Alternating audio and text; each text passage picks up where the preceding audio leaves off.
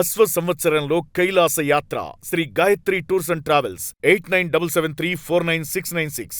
ఒకప్పుడు సినిమా పాటలు వింటుంటే మనసుకు ఎంతో హాయిగా ఉండేది. కానీ ఇప్పుడు వస్తున్న కొన్ని పాటలు వింటుంటే మన చెవుల్లో రక్తం రావడం గ్యారంటీ. తాజాగా ధృవ సర్జా, సంజయ్ దత్ నటిస్తున్న pan India Kannada movie KD the devil. ఈ సినిమా నుంచి రిలీజ్ అయిన హిందీ పాట సర్కే చునర్ తేరీ సర్కే ఇప్పుడు దేశవ్యాప్తంగా పెను సంచలనం సృష్టిస్తోంది. నోరా ఫతేహి డాన్స్ చేసిన ఈ ఐటమ్ సాంగ్ లో లిరిక్స్ వింటే ఈ పాట సినిమా కోసం రాసినవా లేక ఇంక దేనికైనా రాసినవా అనేంత దారుణంగా అసభ్యంగా ఉన్నాయి.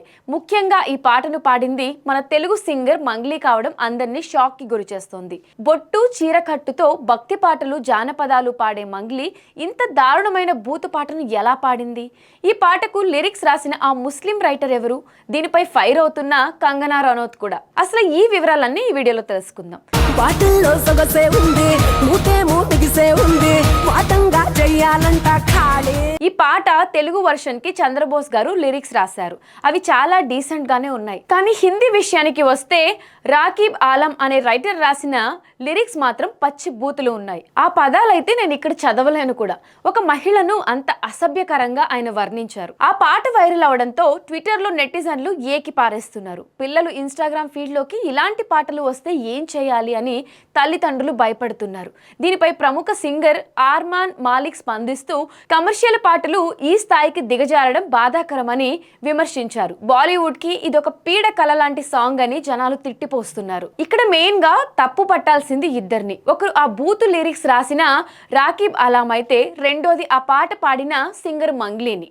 అవును, మంగ్లీ అంటే మనకు గుర్తొచ్చేది బతుకమ్మ పాటలు, శివుని భక్తి పాటలు, ఊర మాస్ జానపదాలు. ఆమె కట్టుబొట్టు చూసి తెలుగు జనాలు ఆమెను ఒక చెల్లిలా, తెలుగుంటి ఆడపడుచులా ఆదరిస్తూ ఉంటారు.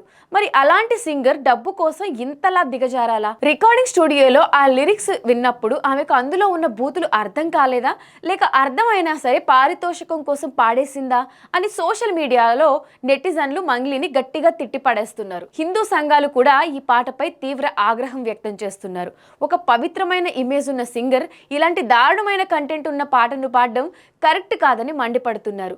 ఈ వివాదం కాస్త ఇప్పుడు పార్లమెంట్ దాకా కూడా వెళ్ళింది. BJP MP fire brand Kangana Ranaut ఈ పాటపై తీవ్ర స్థాయిలో విరుచుకుపడ్డారు. బాలీవుడ్ వాళ్ళు అటెన్షన్ కోసం, చీప్ పబ్లిసిటీ కోసం వల్గారిటీ లిమిట్స్ ని దాటేస్తున్నారు. వీళ్లకు అసలు సిగ్గు లేదు. కుటుంబంతో కలిసి టీవీ చూడాలంటేనే భయంగా ఉంది అని బాలీవుడ్ కి గట్టిగా కళ్ళెం వేయాల్సిన టైం వచ్చింది అని కంగనా రనౌత్ వార్నింగ్ ఇచ్చారు. దీనిపై నేషనల్ హ్యూమన్ రైట్ కమిషన్స్ కూడా అలర్ట్ అయింది.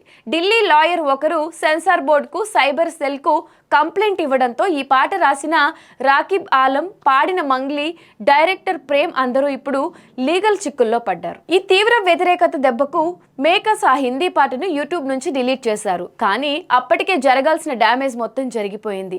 క్రియేటివిటీ పేరుతో ఇలాంటి బూతు పాటలు సొసైటీ మీద రుద్దడం ఎంతవరకు కరెక్ట్? డబ్బుల కోసం సింగర్ మంగ్లీ ఇలాంటి సాంగ్ పాడడం గురించి మీరేమనుకుంటున్నారో కింద కమెంట్ సెక్షన్లో కమెంట్ చేయండి. మరిన్ని ఇంట్రెస్టింగ్ అప్డేట్స్ కోసం ఇట్స్ యూ టీవీ ఛానల్ని సబ్స్క్రైబ్ చేసుకోండి.